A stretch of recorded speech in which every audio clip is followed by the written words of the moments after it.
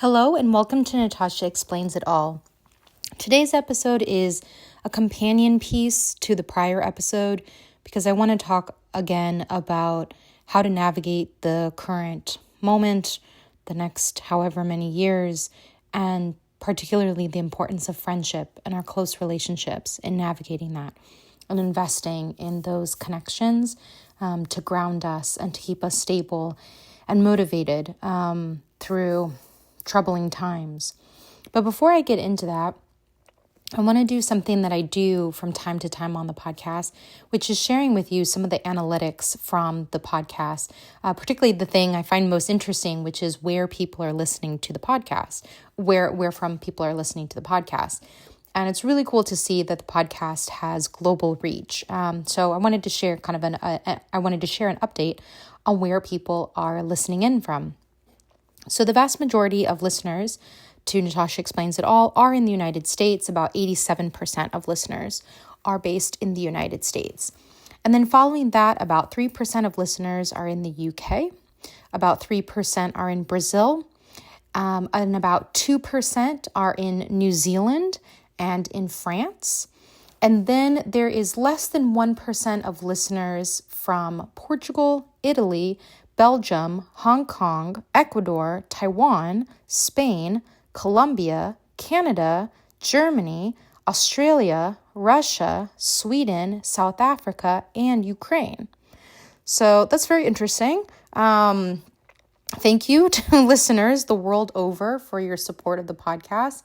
And I will, do that from time to time, see how things have changed. There are definitely some new countries on this list, and I find that really exciting. And I hope that it's helping folks the world over understand what's happening in the US and what's happening in Brazil and, my thoughts on various things. So thank you so much for listening.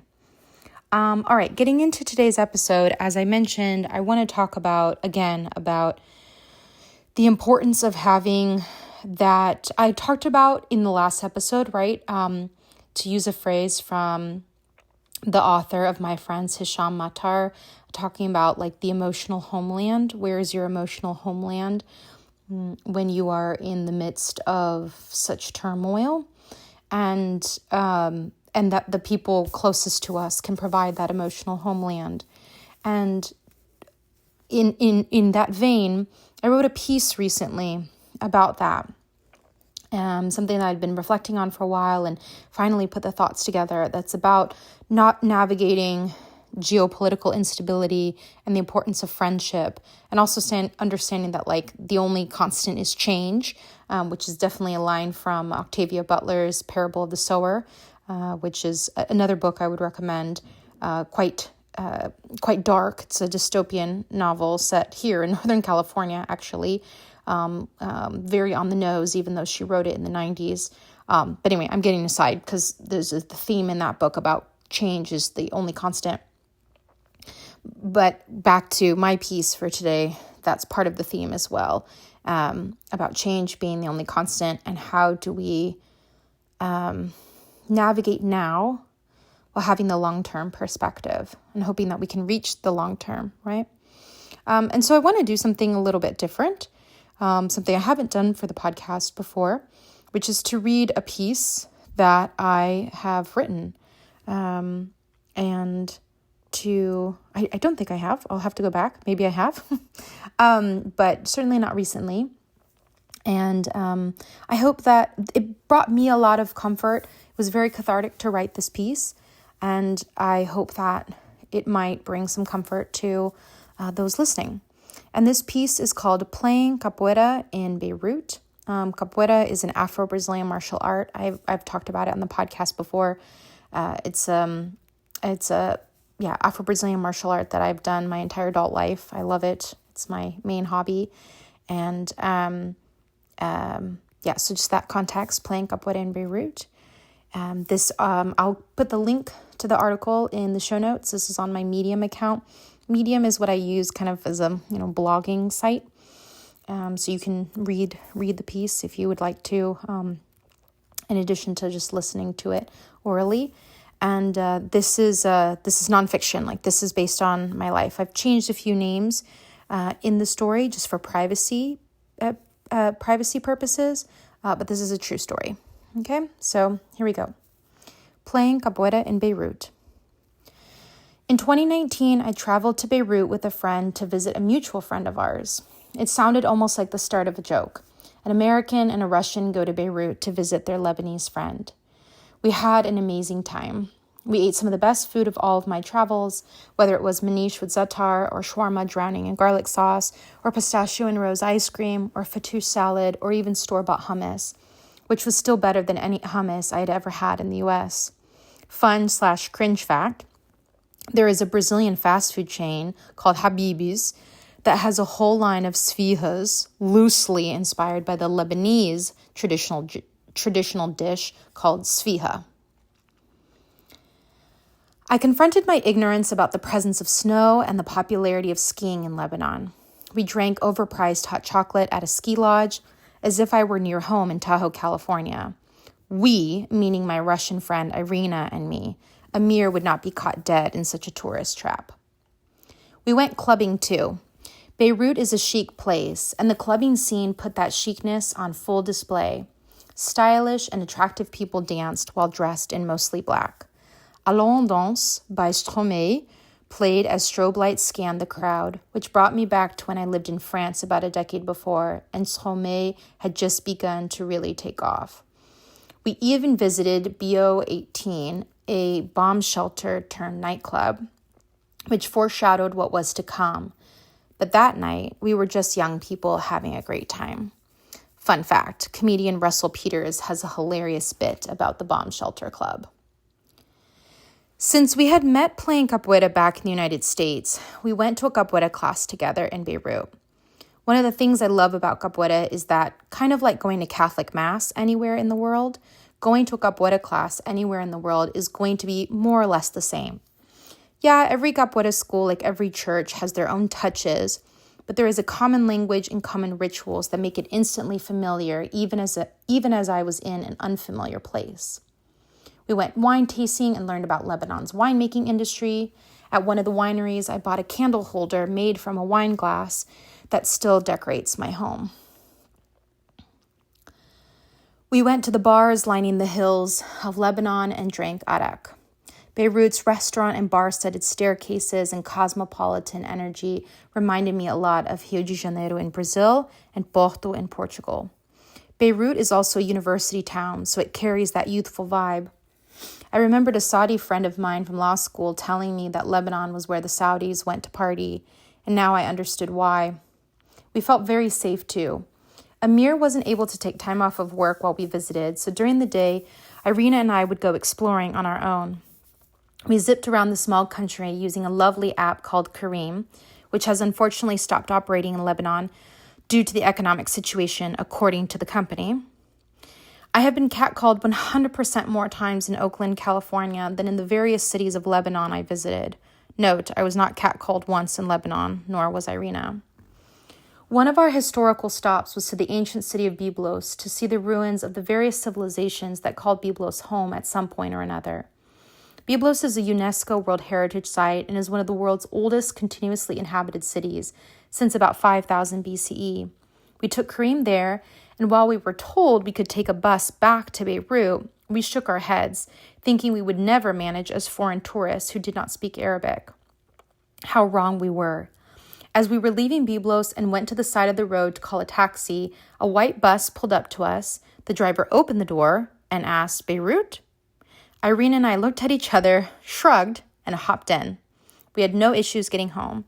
We even had time to stop for ice cream before meeting up with Amir. We went to Jeda Grotto and Baalbek, where the Romans used to be. We saw some graffiti there from the 1800s. We chose to believe it was authentic. Lebanon was modern and ancient, young and old, all in one. There was some discussion of the conflict at the southern border with Israel. There was some discussion of the refugee camps filled with displaced Palestinians. Amir's partner worked for an NGO that supported refugees, and I remember buying a notebook at a bookstore that was bound by a Palestinian refugee woman.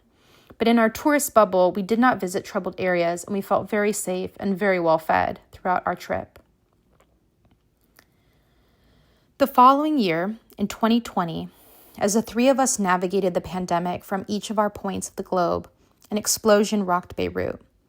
Due to the Lebanese government's negligence, a large amount of ammonium nitrate, poorly stored at the port of Beirut, exploded, causing hundreds of deaths, thousands of injuries, and billions of dollars in property damage, including the destruction of Amir's apartment building.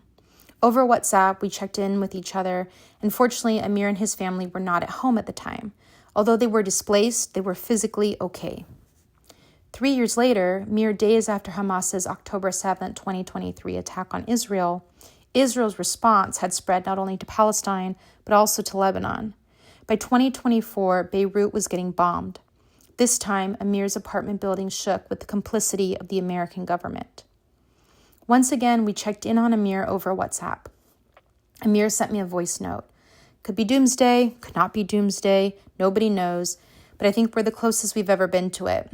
So let's see.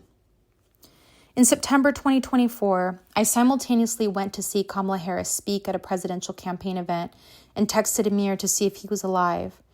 Israel had put explosives in thousands of pagers and walkie-talkies used by Hezbollah, an operation known as Operation Grim Beeper.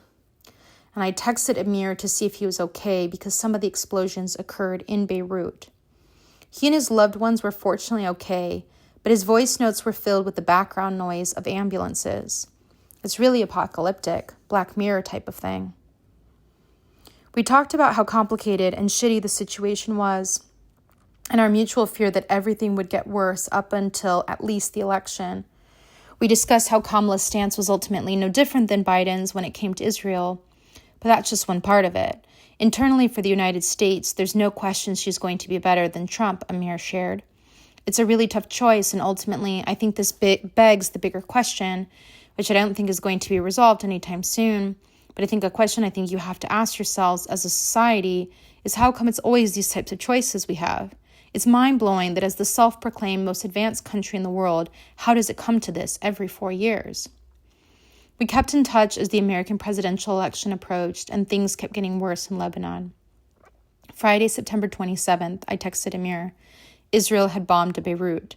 He responded the next day, all good, crazy times, I fear the worst. Monday, September 30th, I texted him again asking if he was okay. More Israeli airstrikes in Beirut. He responded the next day saying work had been busy, but he was okay. He was climbing to manage stress. Day-to-day life continued in the midst of chaos. October 1st, I texted him that the news was making it sound like nowhere in Lebanon was safe. Amir reminded me that Palestinians in Gaza had it worse than him. Mass extermination on live camera. Even in the midst of everything, Amir had perspective. October 20th. Are you okay? Alive and kicking. Thanks for indulging me. The news is so bad. I think it looks much worse when you're looking from the outside, particularly through most of the media you're exposed to. The situation is definitely not ideal, but I'm fairly safe. We talked about a news article I saw about a Beirut nightclub turning into a shelter for the displaced. This was a separate nightclub from the bomb shelter turned nightclub BO18 that we had gone to together, which had since closed and only reopened a few months ago. We like to build multi-purpose facilities, haha, Amir joked. We talked after the election. Amir apologized for his delay in responding. Even with everything going on, he still cared about being a good friend, about being polite and responsive. Life is still relatively okay overall. It's not an ideal situation, but we're living relatively normally. The sound of an ambulance went off in the background of his message. He lamented what my fellow Americans and I will have to endure now. It doesn't bode well for you guys. Specifically, I'm sorry you're going to have to go through another 4 years of this. I wouldn't envy you. And then we talked about my travels and work. He gave me advice on how to cope with an aging grandmother. We balanced discussions of ceasefire talks and airstrikes with upcoming vacation plans and my book project. For the time being, another trip to Lebanon is off the table. A ceasefire was recently reached between Israel and Hamas, but that seems fragile.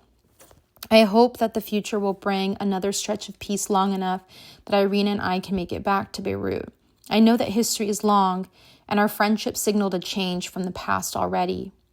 I remember on another trip traveling to Berlin with Irina and visiting the Teufelsberg spy station, which the United States used to spy on the USSR-run portion of Berlin during the Cold War. At the ticket counter, you have to present identification. The guy working the counter saw that I was American and Irina was Russian and raised his eyebrows and said something about that being ironic. I smiled and said something like, "A new generation, new relationships." Our friendship meant a changing political landscape and proof that a brighter future was possible, even if temporary. Years before being at the Teufelsberg spy station with Irina, another friend of mine had taught me that instability is the norm, but life goes on anyway. Having lived in Colombia most of her life, she had seen her fair share of chaos, yet she and the people around her still went on with their lives. People go to school, work, dance, get married, have families, travel, go out to eat. They live. As we approached 2025, Amir shared a similar sentiment with me. Lebanon has long been a divided country. The divisions we have here predate modern Lebanon to begin with. I think for most people and families, etc., they've sort of made their peace with it and coexist. But for you guys in the United States, I'm sure it makes for very uncomfortable conversations and interactions. Let's see, expect the worst, hope for the best, right? Seems like the best approach. As the inauguration drew closer, the wisdom of my non-American friends rang truer and truer. Amir tells me that there are no more capoeira schools in Beirut, but hopefully by the time we're back, there will be classes again and we can all go.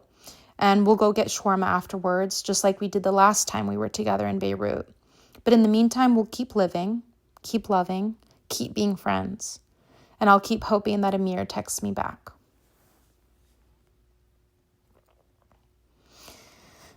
And as I mentioned, you can read the piece on Medium. I will post that, and you can also see pictures from my trip, which brings another dimension to the story. But yeah, I hope that provides some food for thought about navigating this situation, and that the people that we surround ourselves with really at the end of the day, right, are what make all the difference. And so with that, I'll close out this episode. Thank you so much for listening, and I'll see you next time.